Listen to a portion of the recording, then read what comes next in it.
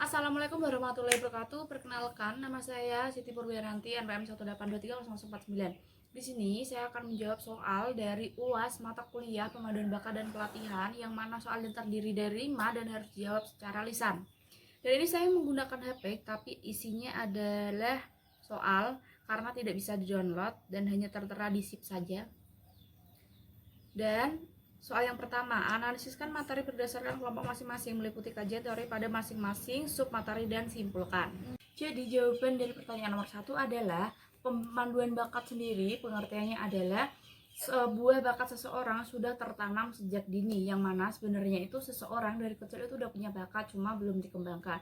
Nah, jadi mencakup segala teori dari pemanduan bakat sendiri itu ada definisi, pengertian, manfaat, metode, terus tujuan, dan pentingnya pemanduan bakat dalam olahraga. Jadi analisisnya adalah pemanduan bakat merupakan bakat yang sudah ada pada diri seseorang sejak dini dan bertujuan untuk mengkondisikan ketika seseorang melakukan program latihannya. Dan pemanduan bakat sangat penting dalam olahraga. Karena apa? Karena dalam olahraga sangat membantu sekali untuk mencari bibit-bibit atlet yang unggul yang nantinya akan diseleksi. Untuk soal yang kedua, prestasi olahraga negara Indonesia masih jauh dibandingkan dengan negara-negara lain yang dapat dilihat pada perhelatan Olimpiade atau bahkan tingkat Asia dan perhelatan Asia Games 2018, di mana Indonesia menjadi tuan rumah dan menempatkan diri di peringkat keempat. Prestasi yang diraih Indonesia hanya melalui cabang olahraga tertentu. Analisiskan fenomena yang terjadi dalam deskripsi tersebut di atas ditinjau dari sudut pandang pemanduan bakat yang ada di negara Indonesia saat ini. Jawabannya adalah kenapa Indonesia hanya dapat meraih peringkat keempat dan tidak peringkat satu, karena menurut saya ada faktor yang mempengaruhi kinerja dalam olahraga.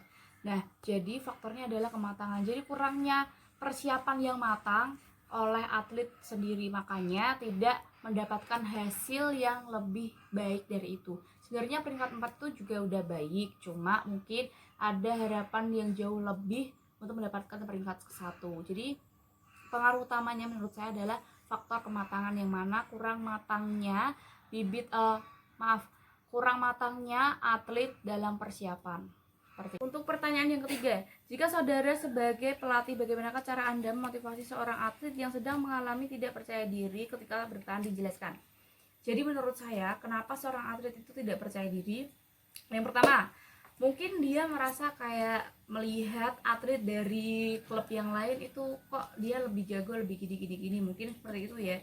Nah, mungkin dia mandangnya seperti itu.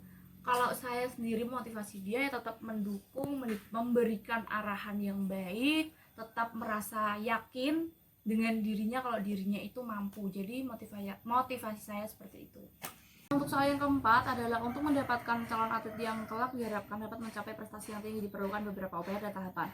Analisiskan tahapan dan upaya yang dapat dilakukan serta hal apa saja yang sering dihadapi pada proses pemanduan bakat. Jadi menurut saya itu tahapannya ada 3.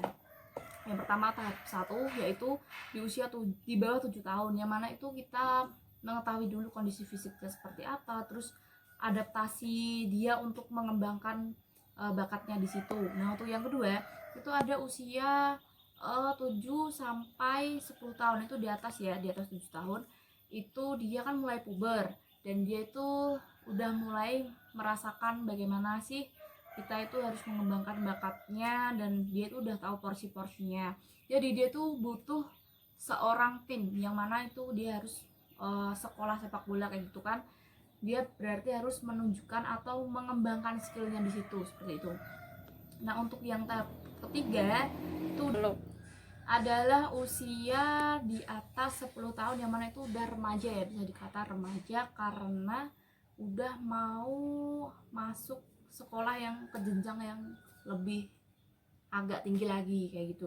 Jadi dia udah mulai merasakan bener-bener kayak baper, terus udah kayak bener-bener kayak gimana ya, gampang tersinggungan kayak gitu. Dan jadi apabila ada hal seperti itu, kita itu sebagai seorang pelatih harus lebih hati-hati lagi.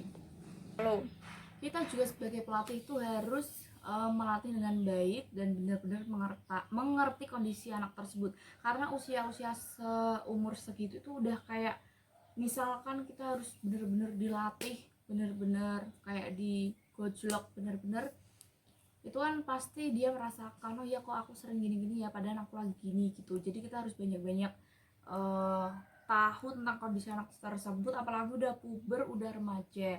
Jadi tahap ketiga itu lebih ekstrim lagi karena usianya udah nggak dini lagi, dan mungkin proses latihannya pun juga lebih gimana ya, lebih banyak dikasih motivasi, dan dia udah menerima masukan dari usia di atas 7 tahun seperti itu. Nah, terus di sini juga ada hal apa saja pada proses pemanduan bakat.